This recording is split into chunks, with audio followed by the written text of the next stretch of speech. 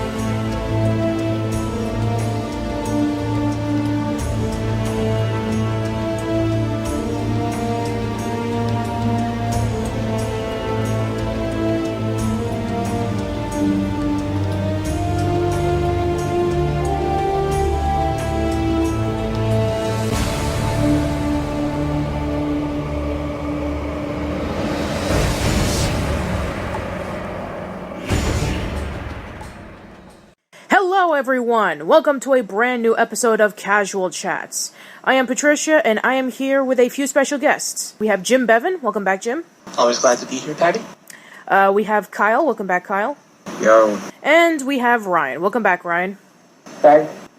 So today we're going to be discussing about our memories with the Sony PlayStation 2. At the time of this recording, it has celebrated its 15th anniversary from the release on North America. So let's discuss about how we first got a hold of it, or how we first heard of it. Jim, how did you hear about the PlayStation 2, or how did you hear about it? Well, I'd known about it since early 2001. It was one of those. It was one of those systems my parents were planning to get me and my brother for Christmas. It was either the PlayStation 2 or the GameCube. At the time, the GameCube seemed to have the more appealing titles, but so we got that for Christmas. But then summer 2002, I saw some good stuff coming out for the PS2, mostly this first Sly Cooper game, and I was really interested in getting that. So I wanted to actually have it be my own system, so that summer, I got my first job and used some of the money to get the PS2 and Sly Cooper, Devious Raccoonus. All right. How about you, Kyle? Well, for the longest time, all we owned was the Sega Genesis, and we never bought any next-gen consoles or anything. But finally, we decided to get a PlayStation for Christmas. We owned multiple ones because those first ones were kind of broken. You try to play a game on them, and say couldn't read them. So we we got a small one after the big one because the big one was a piece of shit. The small ones are actually surprisingly durable.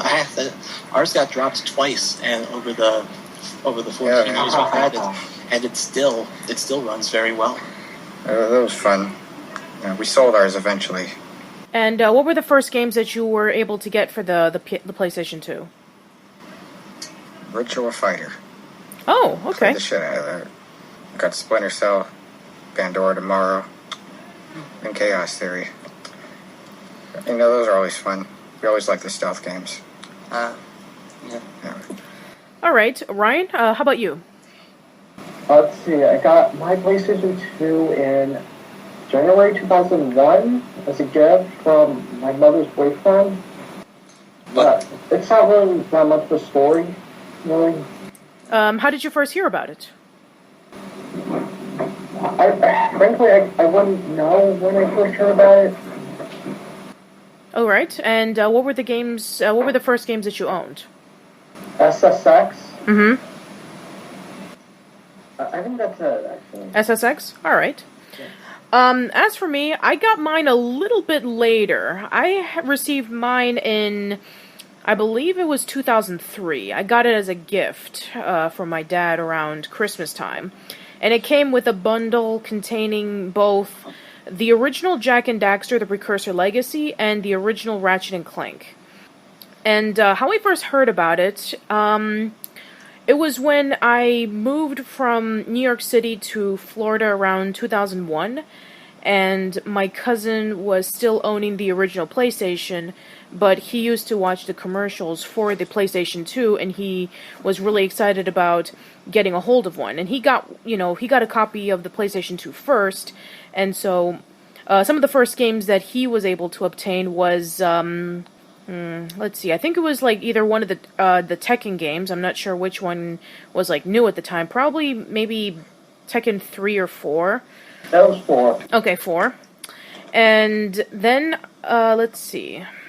I believe also another one that he probably also got was maybe Metal Gear Solid 2 Sons of Liberty. Oh, Jesus, that was one of the first games my brother got. Yeah, mine too. I do not get that game. I mean, I know what Kojima was going for, but it just came off as way too convoluted and pretentious. It's fucking weird. The third one has a way more comprehensible story. Oh yeah. As Pro Jared said, the third one is the best one. Yeah, that's actually my favorite. It's the first one I played, actually. I didn't play 2, I just watched my brother play it. And 3 is really fun. Well, I guess while we're on the topic, I guess we could discuss about some of our favorite franchises. And since you guys did bring up about the Metal Gear Solid series, my cousin's been playing the Solid series ever since the first one. Obviously, playing the games on the MSX2 was practically impossible for us Americans. So, just like most people, we played it on the original PlayStation. And who really remembers the NES titles, really?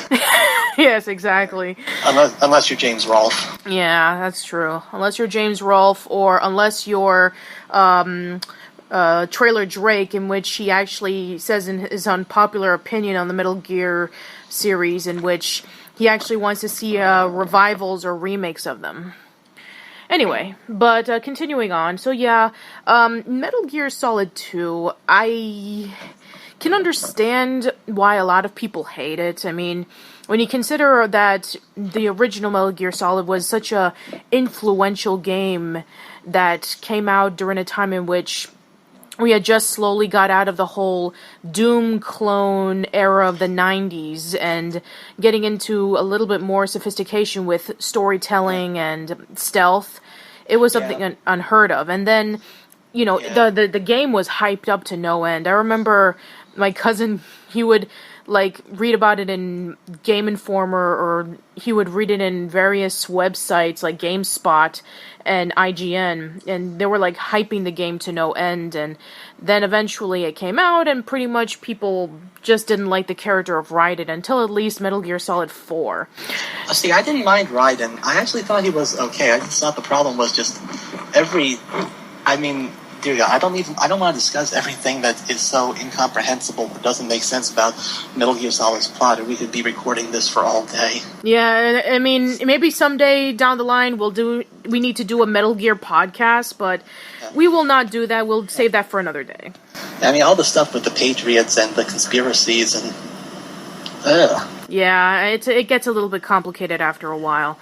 But yeah, for the sake of focusing that this is a PlayStation 2 Memories podcast, I guess we'll focus on 2 and 3. Okay. Number 3. What's there to say about number 3? It was fun. You sneak through the jungle, you slit people's throats, and you shoot them in the ass. The tranquilizer dart. Obviously variety, too, because you don't have to kill. I mean, not necessarily. It actually penalizes you later in the game, depending on how many people you killed. Yeah, that's, I think, what really sticks out, because Metal Gear Solid 3, it just had so many memorable moments that played with your expectations, and it also played with how the game goes. I mean, who didn't try, resetting the PS2's internal clock to see what happens if the end dies of old age? Yes, and not to mention about when you're fighting against the sorrow of all the people that you killed throughout the game, they all come back to appear as ghosts.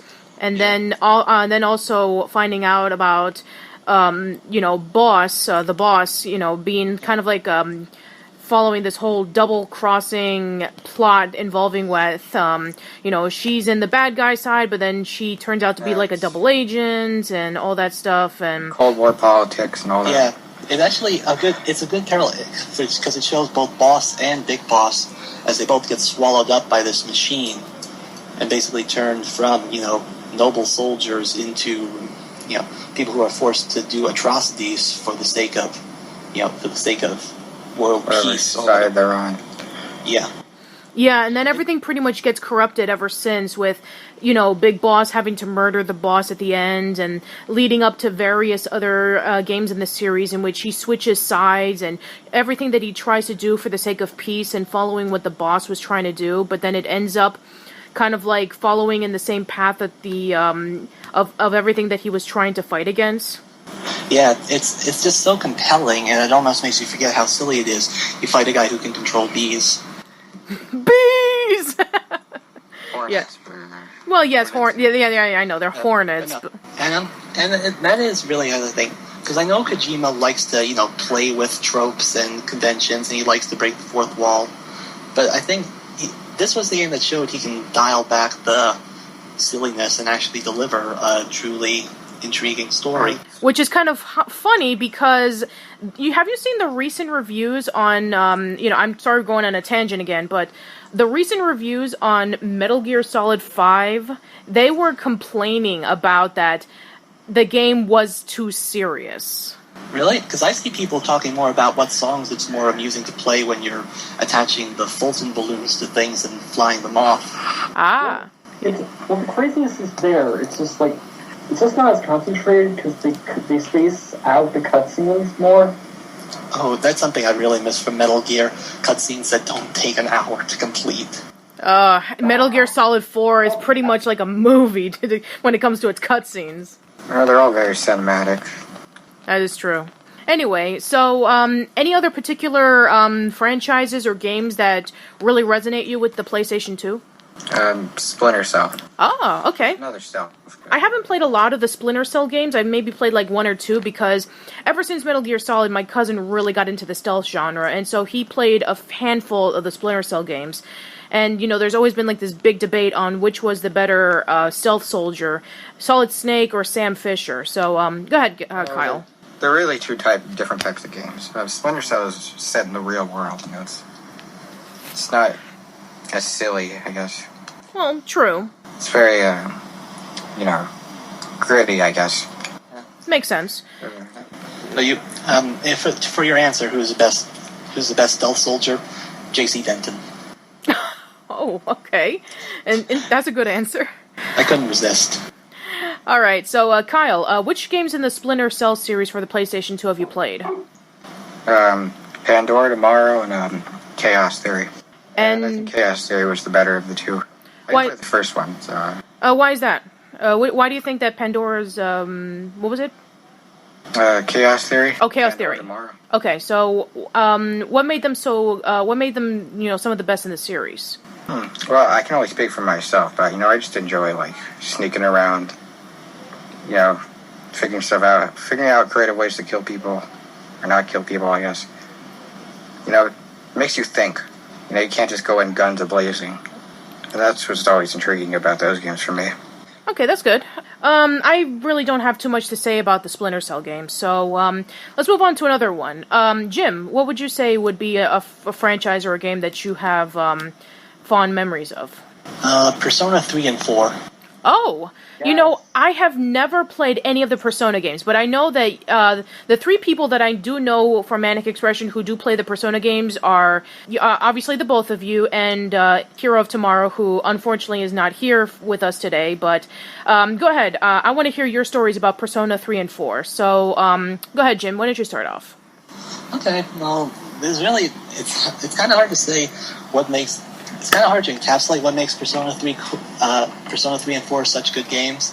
It was probably because they actually do go into, I guess they take what you might consider to be a normal slice of life anime, mix it up with some supernatural elements, and they just deliver really compelling stories. Because you have a silent protagonist in both games, mostly silent, but they're just surrounded by such fascinating characters that really help build up a world that you get to know and help in their life. I mean, I say Persona 4 probably has the more memorable characters. You have you have Chie and how she's the typical tomboy, but she's hiding some of her own insecurities. You have Kanji, who puts himself off to be like this macho badass bully because he's grappling with his own concerns about his gender and his sexuality. You have Rise, the teen idol who's tired of fame, feels it's like overwhelming her. And the way I believe, from what I understand, and I apologize for any Persona fans who might be listening to this and are probably cringing, but I believe that depending on your decision, the story takes different paths depending on what decision you make. Oh yeah, there's a bad ending, there's a neutral ending, and there's a good ending that can occur. And in Persona 4, it comes after one of the most heartbreaking moments. I don't want to spoil it, but let's just say if you get invested in the characters and you see what happens to one of them, it could make you angry enough to risk making a bad decision if you don't think clearly. And I think that's a testament to how well it does when you really care for these fictional characters. Do you have any stories regarding about your experience in playing the games? Nothing I can really think of. Well, I can just remember, if there's one thing I do have to kind of penalize the Persona games for, they can become very lengthy in terms of their dungeon crawling. And they have the very nasty aspect of the whole party dies if the team leader dies. Which can make it very annoying, especially if you've got to save. But I remember it was one of those games that really drives you to do what you can to get through the dungeons as quick as possible, just so you can get back to see what's going to happen through the story. It's one of those games that doesn't beat you over the head with themes or philosophies, but it mentions them and inspires you to look up information on themselves. Like Persona 3, there's a recurring theme of shadows, and they mention Jungian psychology, so if you don't know much about that, you look into Jung and you look into the concepts of the tarot, and you see how that can apply to characters like Junpei and Akihito. All right, that sounds interesting. Ryan, tell me about your experiences with Persona 3 and 4. Let's see, I played Persona 4 first, when I got it in December 2008. That was extensive. That game was an extensive part of 2009 for me, and I really loved it. All right. Any particular moments that you remember from the game?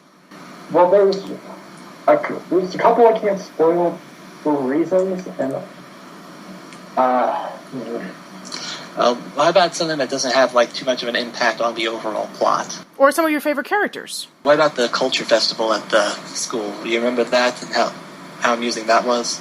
Yeah. I don't know about that. Tell me about it.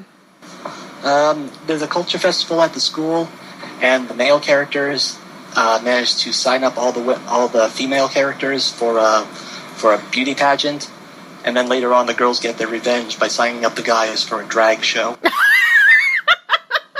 That's amazing. I forgot about that. That is amazing. That is awesome. It's one of the best episodes of the anime too. Now, again, as somebody who does not know anything about the Persona games, are these in the case of Final Fantasy, in which you can play either of the games and they're standalone stories, or it's better for you to play one through the newest game? They're standalone. Okay, yeah. Fair enough. There is a bit of an intercontinuity crossover though, because in Persona 4, there's a cutscene where the characters actually go to the city where Persona 3 was set. Okay. So that seems fair, because for the most part, when it comes to traditional RPGs, they usually do have standalone titles, and every once in a while they do cross over in various locations from the previous game. So it makes sense. Mm-hmm. But you can play them in any order, though. If you're looking for to chart the whole series, you definitely want to start with the Persona 1 and 2 remakes that were out on the PSP, because the stories are okay, but the mechanics are pretty dated, not as good as they were in the PS2 ones. Since the first two games that I was able to receive at the PlayStation 2 were Jak and Daxter and Ratchet and Clank, I guess I can briefly talk about both of them. I do want to do a Ratchet and Clank casual chat in honor of the upcoming movie, so I'm not going to say too much into it. And as for the Jak and Daxter series, we already did an entire Naughty Dog podcast in honor of its 30th anniversary a few months ago. I never played any games on the Nintendo 64 until many years later. When I started getting my Nintendo Wii and I had the Virtual Console, and then I had a few friends who owned like the Xbox 360 and they were able to download some of the Banjo-Kazooie games. So, for the most part, I didn't play, Super Mario 64, I didn't play the Banjo-Kazooie games or Conker's Bad Fur Day when they came out. I was one of those kids in which I had the Super Nintendo and then I moved over to the PlayStation. I mean, sure, Spyro would probably be an example of, like, collectible, collectathons and, finding the jewels and stuff like that, but Jak and Daxter, The Precursor Legacy was, like, my major experience into that kind of gameplay style in which you go around into an overarching world with no load times and explore around and collecting the precursor orbs. That way you can get the power cell so you can move over to the next land. And it's very funny because I had a debate on whether when I first got them, it's like Ratchet and Clank is a lot more linear with its gameplay, and Jak and Daxter was more open world. And I really like both of them for different reasons. I would play both of them on the spot. I remember this one time in which, when I was playing one of the early stages of Ratchet and Clank, and for some reason, there's like, if you go to the second or third world, there's usually like a little bit of quicksand that you land on and then you sink down and then you lose a life. There was one time in which I don't know if this has ever happened to anybody who's ever played it, but there was a glitch in which Ratchet didn't sink. He just stood there, and he looked like he was sinking, but he just stood there for like a good 3 minutes right before I eventually just restarted the game. And for my cousin, my younger cousin, this was like one of his early experiences with video games. He would always come over to my house, and I had the PlayStation 2 set up with the original Ratchet and Clank, and he would always be excited to play the game. Also, when I got the second copy and the third copy of Ratchet and Clank to complete my collection, I remember the third one specifically because it had the code in which if you enter in a code, you can actually play a demo of Sly Cooper 2, and I was able to experience that for the first time. I didn't play the first one because, to be quite honest, I didn't really hear a lot of people talking about it until Sly Cooper 2, in which it had gotten unanimous praise. So, yeah. I was able to hear about Sly Cooper 2 through the demo that you have to put in a code in for Ratchet and Clank Up Your Arsenal. And I have to say, Ratchet and Clank Up Your Arsenal is hilarious as hell. There are so many hilarious moments in that. First of all, I just need to know, have any of you guys ever played any of the Ratchet and Clank games? I played some of the first I did, one. but my brother did. I played the first two. Alright. Well, I'm sure you can say this, Jim, that the first game, it had a very forgettable villain. There's not really much to say about Chairman Drek. He would have fit in on Captain Planet, probably. Yeah, the only thing that is memorable about him is that he was voiced by Kevin Michael Richardson. But other than that, there's not really much to his character other than he takes apart different planets and puts it to his own new planet so that his species can be able to live in peace and without pollution. And in the first Ratchet and Clank, Ratchet was a bit of a jerk. To Clank especially. There's a traitor amongst the group that Ratchet and Clank got a little betrayed at the end, and Ratchet starts acting like a jerk to Clank throughout a good chunk of the game, and Ratchet becomes pretty much unlikable. I found that to be problematic too. I can understand the guy had a harsh life, but he was way too abrasive, I felt. Yeah, I mean, it could be understandable for Ratchet because he lived on a backwater planet of Veldon. He was a mechanic who didn't really get a lot of customers or money. And then when his whole dream was to, leave the planet and explore the galaxy. And then we have Clank who comes along, and, Clank is like one of his few chances of him exploring and finding out what's going on with Chairman Drek and finding out about Captain Quark, because Clank's mission was to find Captain Quark to deliver a message about Sherman Drek. Some of the memorable things about the game was, of course, with Captain Quark, being ridiculous and silly. All he was missing was a Patrick Warburton to voice him. Well, Jim Ward did a pretty decent job with voicing Captain Quark throughout the remainder of the series, and I'm glad that he's going to come back in the movie. And also the weapons. I can understand that their slogan for the original Ratchet and Clank was to blow shit up.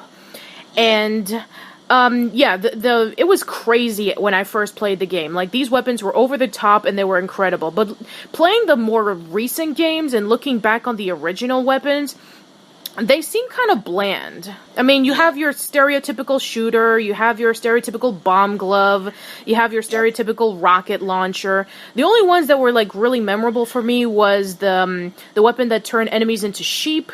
Then there was the remote-controlled rocket launcher. Wasn't there a magnet gun to, draw in metal objects from a distance? No, I think you're confusing it with, the suck cannon.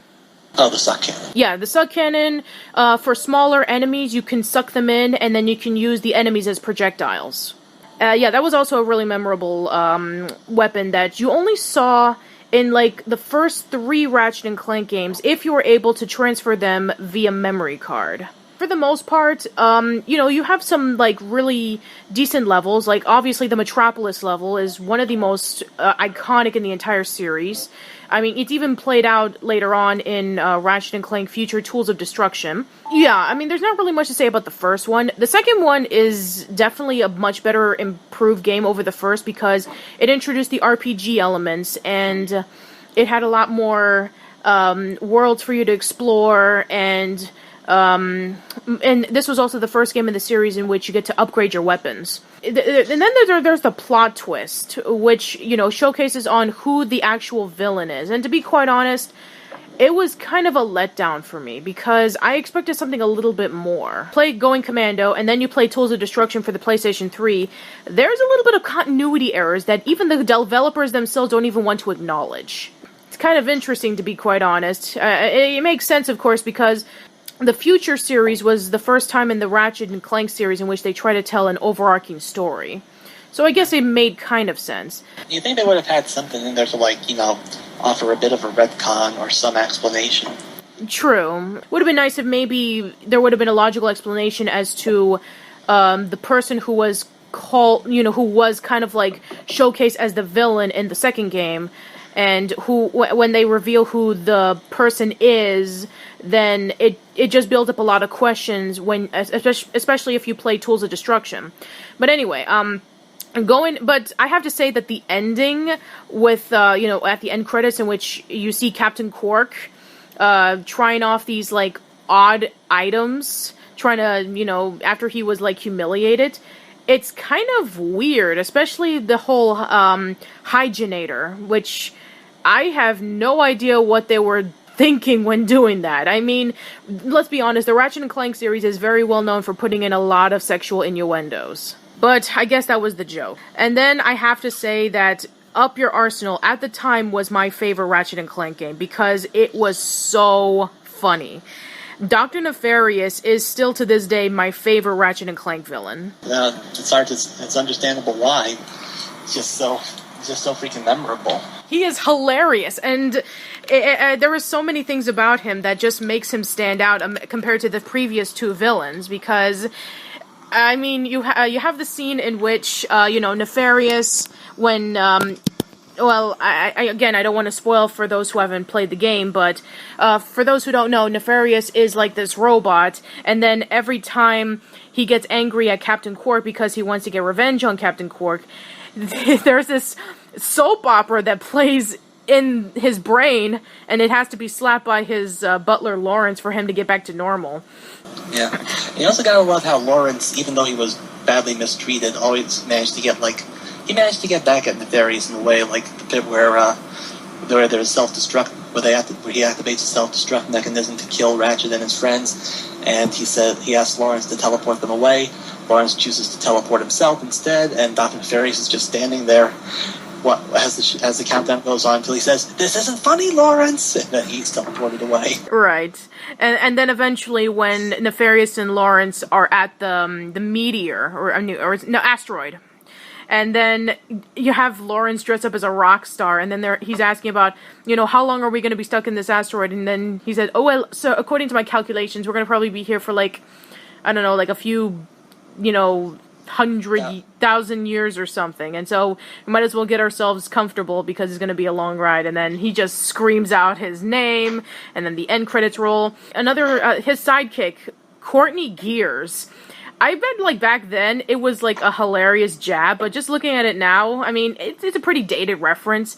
That's like if you were to have a villain based off of, like, Kesha or Lady Gaga, but still, I mean, that music video that plays is so great. They actually did have a villain based on Lady Gaga and Chroma Squad that came out earlier this year. I haven't played that game yet. It's interesting. They kind of make it like they kind of make a male version that's a cross between Lady Gaga and Rita Repulsa. Oh, wow, really? Yep. Oh, man. After 10,000 years, I'm free! Now it's time to take over planet Earth! While showcasing on the ways of how we deal our culture and represent our sexuality. Pretty much. Alright, but still, everything about Up Your Arsenal is great, and the story's great, the weapons are great, especially the way in which if you had the memory card and you had the first 2 games, then you can be able to combine all the weapons into one. It upgraded more, the levels were memorable, the weapons were the best in the series at the time. I mean, everything just pulled together so wonderfully.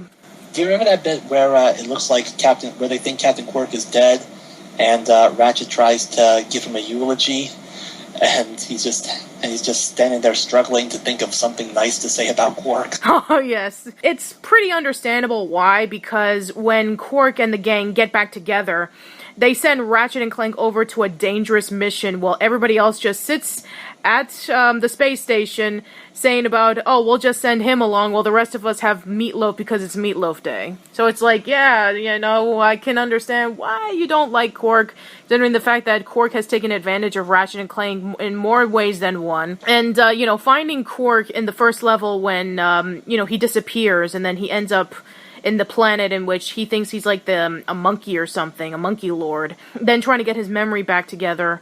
And then, of course, one of the good things about Up Your Arsenal was that there was like a 2D side-scrolling Captain Quark game. Had anybody tried the password that if you put it in, you actually get to play as Captain Quark wearing a tutu? What? I'm not even joking. In fact, in the cutscene, Big Al, who runs in the first game, he runs like a weapons and gadget shop.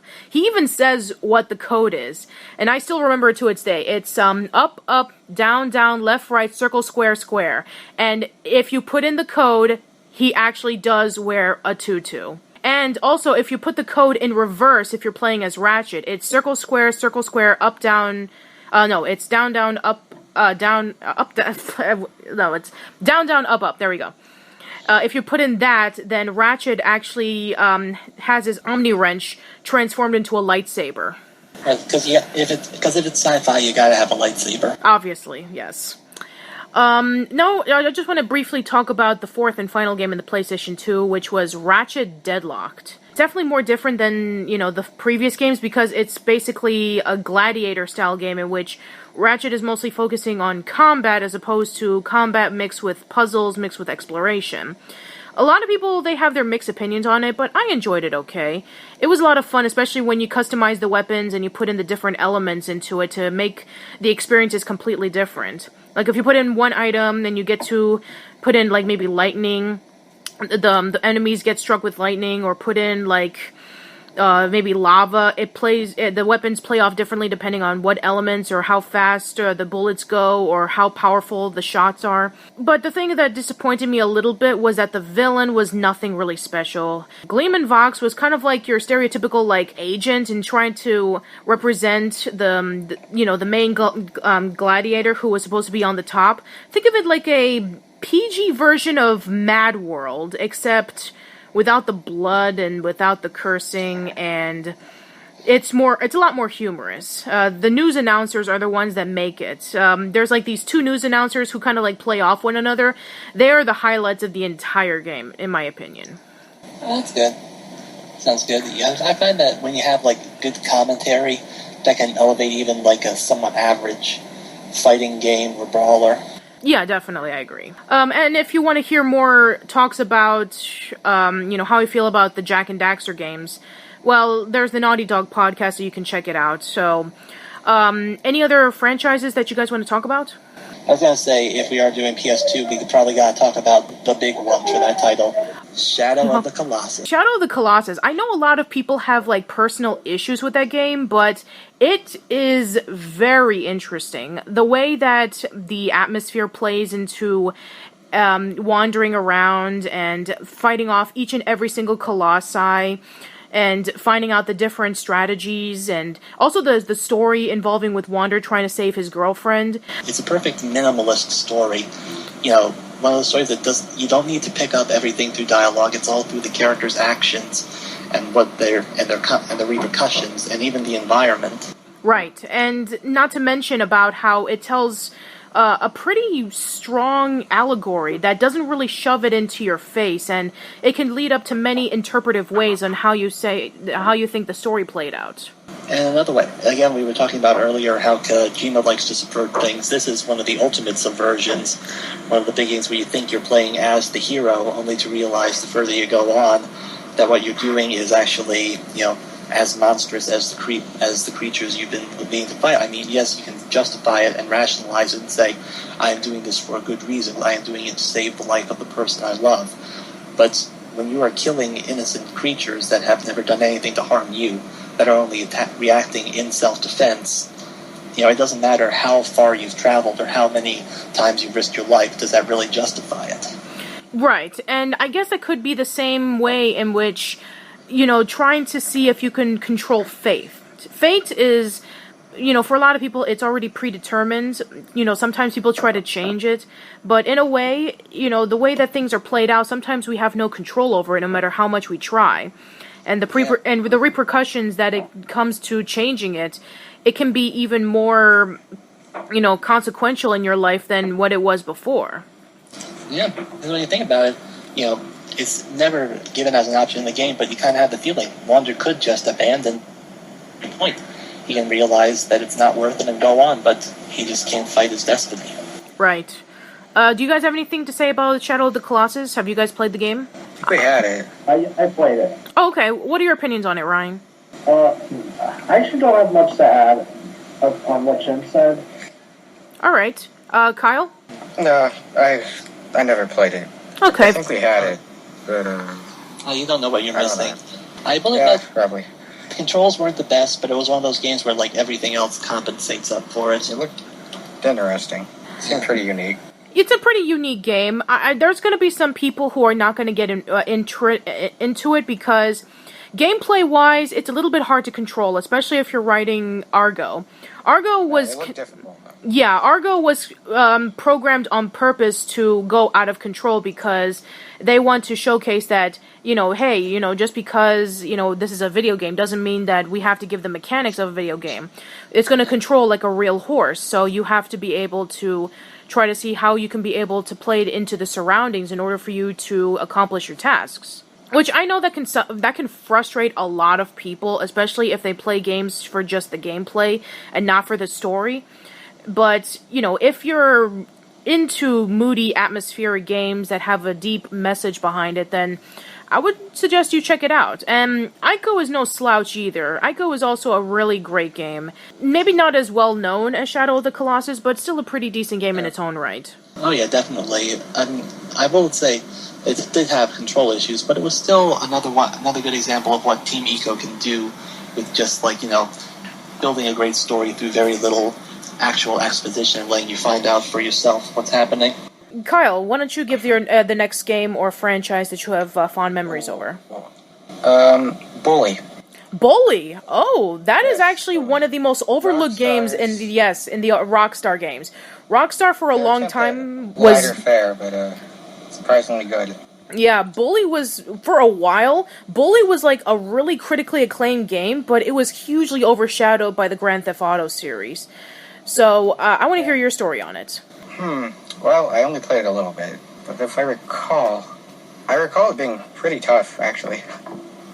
Well, it makes sense because games used to be a little bit harder, right, back then? It seems they're a little bit more easier now. It's weird. I guess it depends, of course. I mean, Bully is no Dark Souls or Blood Rain, but no. I can see that because, similar to like most Rockstar games, you have, an open world to explore. In this case, you have the school, and you have to make various decisions on how you're able to pick on people or which people to pick on. It's kind of interesting because games were going for a much more older audience. They wanted to have an anti-hero that you can play as, and it's pretty interesting about how this game was able to showcase on playing as a bully as opposed to like in other games in which you would have played as maybe like a nerd or, the everyman or something. Yeah, but even then you weren't like just the total dick. You could choose to be, you could choose, you had to choose who you could be, but you could also choose who you would help and who you would be your enemy. Align yourself with. Yeah. And it kind of makes sense that the original title that it went under in Europe was Canis Canum Edit, Dog Eat Dog. Interesting. I've never heard of that. I have heard some people say it's like a good satire of the American schooling system, but I've never been to one of those private academies, so I can't really say. Yeah, neither have I. I've never been to a private academy, so I wouldn't say it either. But I guess for somebody who is, kind of like the everyman, like the bully, somebody who is filled with emotion, somebody who's just not fitting in the squeaky clean, uptight private academy surroundings, and I guess he needs to blow off his rage in some way, shape, or form without getting to the point in which he's a jerk. Yeah. Anti-hero, man. Yeah. Not in it to be a hero or a villain, just trying to survive in his own way. Exactly. Definitely a lot more better played than Shadow the Hedgehog. Yeah. Shadow you give the black hedgehog a gun. I'm surprised they didn't change the ring slices to fried chicken and watermelons. Oh my god. For anyone who wants to send me hate mail, I didn't come up with that joke. That was the guy who draws BG cats. Wow. Yeah, I got one. Okay. Onimusha. Oh! Do you remember Onimusha? My cousin is a huge Onimusha fan. Any games involving with ninjas or samurai, he's a huge fan of. I haven't played that game in a while, though. Yeah, I just remember having the third one. I didn't really play the first two. Well, do you have anything you have to say about it? It was solid. It's a solid game. It's a solid game. Alright, fair enough. Well, I guess, if we're going to be talking about Capcom, I guess we can bring up the Devil May Cry games. Oh, yeah. Has anybody played any of the games? I've played the first, my cousin likes the Devil May Cry games, and he's already played, like, pretty much all of them, with the exception of the remake. I played the first two, though. I always found it odd why Capcom chose to make the sequel to the first one and just name it Devil May Cry 3, as if they were implying there was some missing adventure that happened.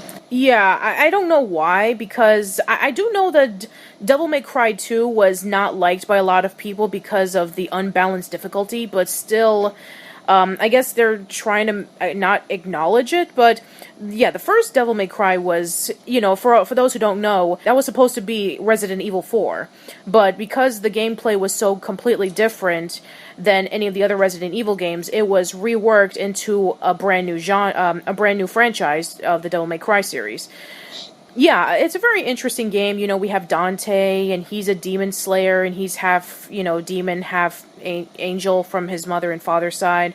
And, we have a lot of really memorable, bosses, and you have the storyline in which it plays off, and seeing his brother Virgil, and, all the story itself is way too complicated to discuss in, 10 to 20 minutes, but plus, I'm not the biggest aficionado of the Devil May Cry games, my cousin is, and he can tell you that his favorite in the franchise, well, besides, the fourth one for the PS3 and the Xbox 360, it was the third one, in which it had the most conclusive story out of all of them, especially that fight against Virgil. Yeah, I don't really have anything much to say about it. How about you guys? Not really. It's been a bit too long since I last played it. Yeah.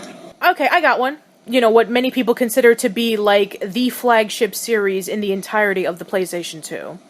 Alright, let's hear it. God of War. I gotta be honest. That's another game I never played. I kind of thought God of War was... I thought the first one was very good. I thought it was, a very good tale of just looking at Kratos' descent into madness and looking at what barbarism brought. And then they just had to ruin it all with the second sequel when they make him this, like, petulant child. A lot of people have debated on which one is the best out of the series, and I would say story-wise, the first game is the best. Gameplay-wise, the second game is the best. I said I can't argue with that. Third game, I don't know what to call it, to be quite honest. I mean, gameplay-wise, it's a lot of fun, but the ending is a huge slap in the face. But anyway, we'll be focusing on the first two because God of War 3 came out on the PS3. But yeah, I was always huge into Greek mythology as a kid, and we even studied it when I was in middle school. So having to see, kind of like their twist into Greek lore, with Kratos being like the Spartan soldier and trying to rid of his nightmares that he's been constantly having of his family dying, and trying to see if he can get forgiveness from the gods, and going into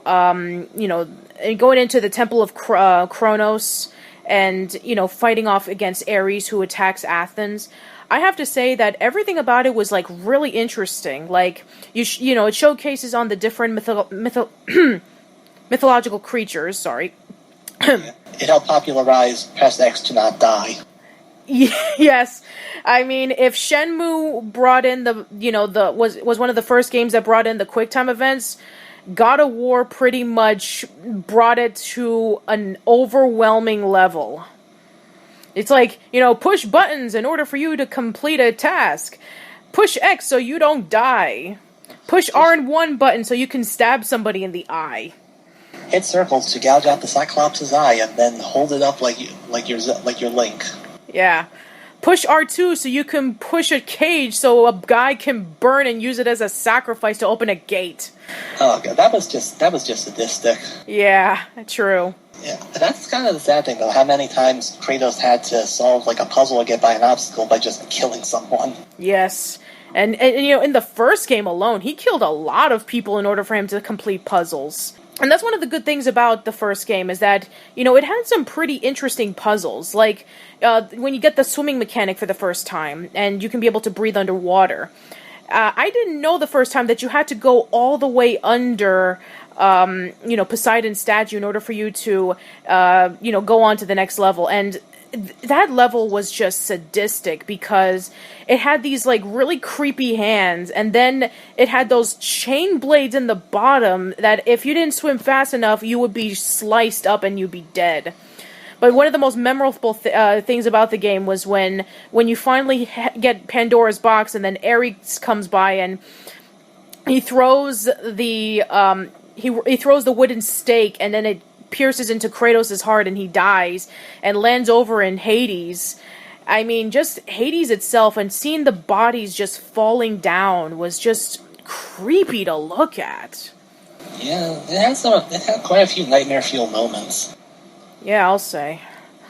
But, yeah, I would say that, with story-wise, it was a really interesting game. It was actually one of the very few games that my sister, who's not a gamer, was, like, saying, I want to know what happens next. Keep playing. I want to know what happens next. I gotta find out what's going on.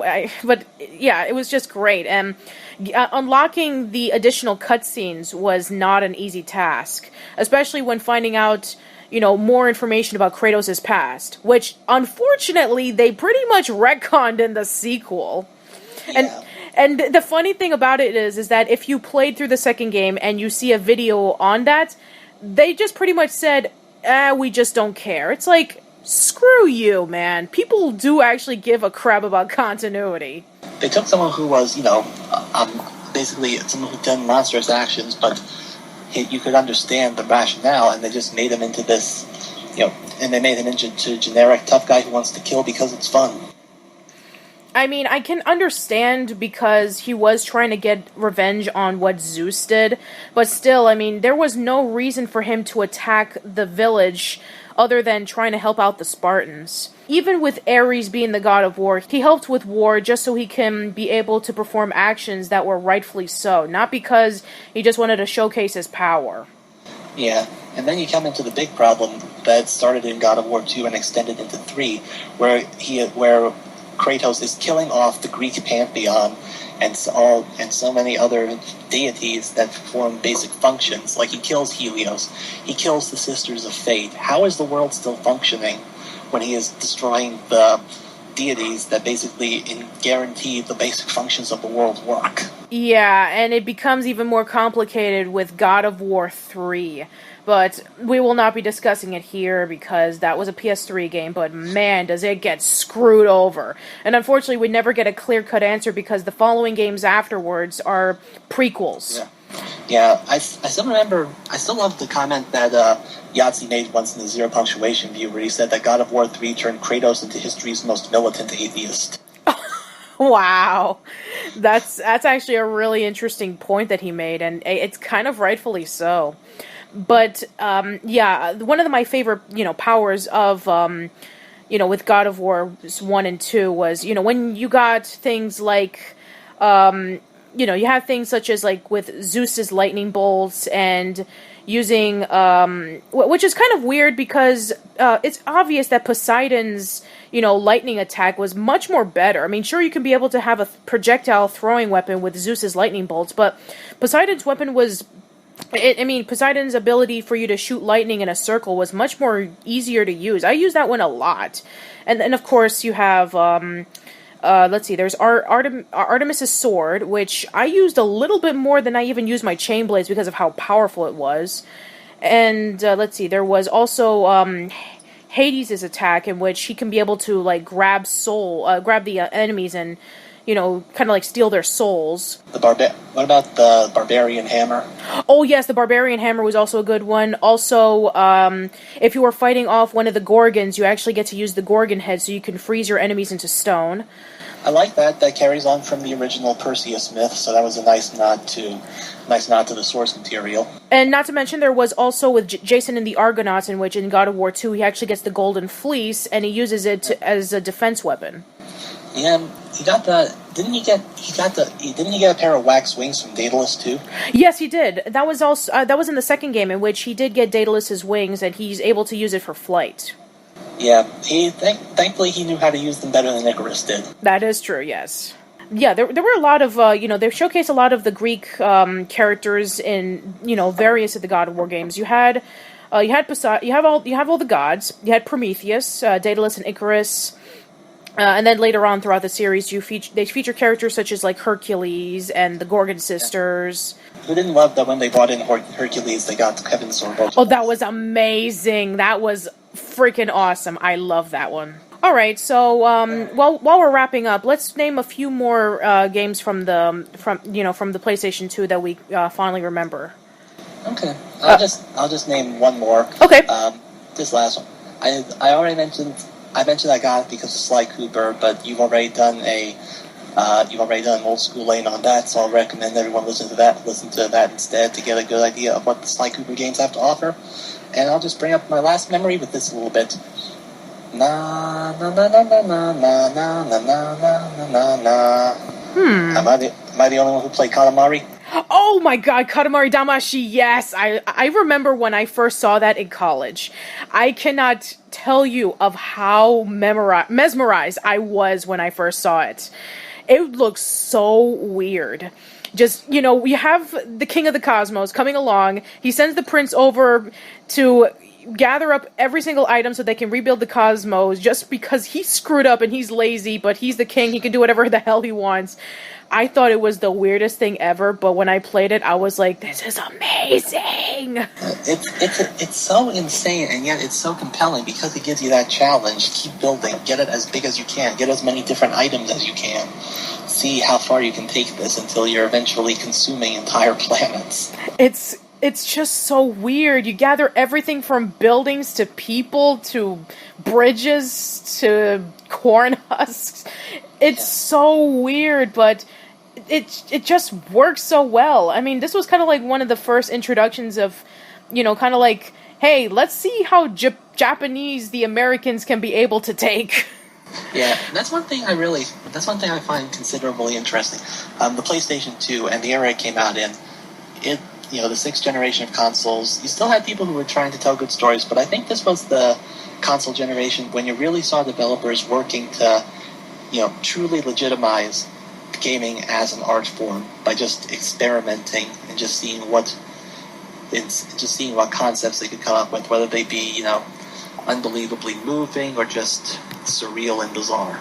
Yeah, and also the soundtrack. The soundtrack is very upbeat, especially the opening theme. It's, still to this day, is one of the most iconic in the PlayStation 2. Have any of you guys ever played the game? Was it Katamari Damacy? Yeah. No, Yeah. How about you, Ryan? I never played it before. Okay, fair enough. Any of you guys have any, games that you want to talk about that, any one game that kind of comes into your mind? Really briefly, does anybody remember a game called Primal? I know of it. I never played it. It's pretty obscure. Sorry, go ahead. Weren't you able to transform into different... Yeah, you could transform into, demons. You were this chick and you went to another dimension. It's pretty interesting. I don't think a lot of people remember it. Yeah, I've never even heard of the game myself. Oh, you should look it up. Yeah, I'll definitely have to take a look into it. It's an oldie. Yeah, I remember that. Well, technically all PS2 games are oldies now. Yeah, pretty much. I mean, we are talking about the 15th anniversary of the console, for goodness sake. That's how old it is. Okay, there's two more that I want to bring up. And, of course, I mean, there's one game, when I think of it's the PlayStation 2, Kingdom Hearts. Okay, yeah, I was thinking of that one. I mean, I remember when I first saw the commercial for Kingdom Hearts, I thought to myself, this is weird. Final Fantasy characters and Disney characters coming together, this will never work. But then when I played the first game, I was intrigued by it. The story was, starting off, it was pretty simple right before it just got too convoluted for its own good. But seeing the Disney characters and seeing, some of the Final Fantasy characters, more, particularly from Final Fantasy VIII, coming into this huge world, and you have, Sora, Riku, and Kairi, and defeating against the evil Maleficent, and, with Riku and Kairi disappearing, and you're trying to find them alongside with Donald and Goofy, and playing off against, all the villains of Disney, like Jafar and Ursula and Clayton, and going over to the various levels of Disney levels, which, that was amazing. And one of my favorites was going into Halloween Town from Nightmare Before Christmas, and you get to dress in the costumes to, while This Is Halloween is playing in the background, which that was one of my favorite moments in the game. Oh yeah, definitely one of the best. Makes up for the horror of the musical scene in the underwater world.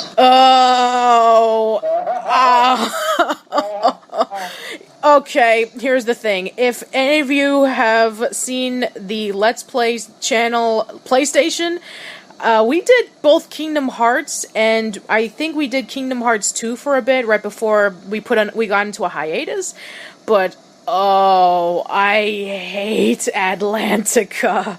It was the bane of my existence. But I gotta say that going into places such as Halloween Town and, various places just made up for it, because I wanted to get away from Atlantica as possible because of the horrible swimming mechanics, and playing against Ursula was a pain. But, Kingdom Hearts 2, obviously, without a doubt, is the best game, even in the entire series. They were able to take everything that was great about it and culminate it together with a whole bunch of new mechanics. There were new worlds to explore, and, for those who didn't play Chain of Memories, I'm sure it must have confused you, but still, it was really, really awesome. I remember distinctly borrowing that from Blockbuster and just trying to go my way through to beating it as fast as I could right before I had to return it. Yeah, it was a lot of fun to play, and the story was really interesting. It almost made it sound like it had a conclusion to it, but then they decided to continue on with it, and things just got complicated from there. Yeah, it's running into this problem that the later Final Fantasy has now, in that it just doesn't know when to end. Yeah, I mean, I really don't have a lot of things to say about it, but I mean, but still, those games just really, really were great experiences for me, especially as a Disney fan myself. There were a ton of fun to play. It kind of reminded me of the days of playing in the Super Nintendo with Magical Quest and Sega Genesis with, the Castle of Illusion series. I have one more game to talk about, and, obviously I want to save, the little cult classics for last. Psychonauts. Wonderful game. I loved it. It was so great. I remember, I'm not going to be like the hipster in which I got it when it first came out. No, I didn't. I got it maybe about a few years after, it started gaining the praise. And then I heard about it, and I was like, I want to check this out. And it was really quirky. It had a distinctive style of going into people's dreams. Raz is such a fun character. And, Richard Horvitz does an amazing job portraying as him. Yeah. And, the power-ups are unique, and the story was interesting. Yes, the worlds were great, the characters were interesting. I mean, Tim Schafer's style is really distinct when it comes to this game. It's really awesome. Yeah, it is just kind of a shame, though, that Schafer's recent work hasn't really been able to stand up to that. I mean, I played Broken Age, and I found it to be a bit of a letdown. I'd really like to see him hit it out of the park again with something on the level of Psychonauts. Yeah, a lot of people have said the same thing about it. I think we talked about it when the game came out. I think we talked about it briefly about how Broken Age was part of a crowdfunding? Kickstarter. Yeah, Kickstarter. It was a Kickstarter, and I was talking about that, with kickstarting games, you have to follow in a certain criteria of what you expect the crowd would want, kind of like falling into the mainstream crowd with Schafer's previous work. It's always had that underground cult following with games such as Grim Fandango and a lot of the LucasArts games in which he was involved with, like Monkey Island. So when seeing him going into the mainstream stuff and having to follow in the criteria of what it's expected to be, it's, I guess maybe he was kind of put into a corner of maybe not being able to follow in what his usual style is. Yeah, I think the big problem was he underestimated the budget and had to work with, had to try and cobble something together with lesser funds than he needed. Yeah. So, I give the guy credit. He put in a good effort, but it still doesn't really compare because Psychonauts was just brimming with variety. You had powers like pyrokinesis and levitation and the ability to see through other people's minds, to see through other people's eyes to solve puzzles. You had the memorable worlds, the Milkman Conspiracy still stands out to me as one of the best levels in video gaming. It's interesting because I think the Milkman level was Lindsay Briggs' favorite level when she was discussing about it in her Psychonauts review. Hello, fellow road crew worker. Yeah. Welcome to the road crew. Welcome to the road crew. Okay, I'm done. All right. I don't have really much to say. I'm sure that I'm missing a bajillion games, but I think we pretty much said enough. At least I've said enough. How about the rest of you? I was going to mention Silent Hill, but considering how people are still heartbroken over what Konami's done, maybe it's best not to open that wound again. Oh, yes. Curse you, Konami, and letting go Kojima and Del Toro for not releasing PT. You sons of bitches. Yeah. All right, let's just conclude this. All right, so any of you guys have anything to plug or self-promote? No. No, not really. All right, how about You know, this whole discussion is kind of... I realized how many games I missed out on. It's never too late to check them out. Yeah. Yeah, Get maybe I should go buy myself another PlayStation 2 and, you know, try to revisit them. Yeah, see if you can find them cheap, or see if they're available for download on the PlayStation Network. Oh yeah, they're releasing a lot more of them ever since the PlayStation 4 came out, so there should be a lot more coming out pretty soon. As for me, I have a couple of more videos to release, and I got a couple of guests lined up for Casual Chats to round out the end of the year. Alright, that is it for this episode of Casual Chats discussing about PlayStation 2 memories. Let me know in the comments below on some of your favorite games on the PlayStation 2, and what were your memories behind it. So, guys, once again, thank you so much for coming. Thanks for having us. Thanks. And we hope to see you again on the next episode of Casual Chats, so take care.